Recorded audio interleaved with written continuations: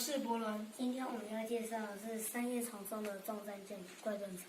它的化石最早发现于美国的密西根州的化石，它的种类有60个科以上。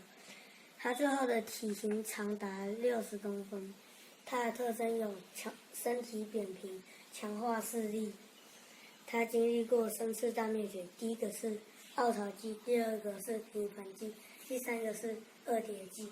我觉得怪盾虫很有趣，而且我在电视上曾经看过三叶虫的化石，所以很感兴趣，才做这篇简报。谢谢大家。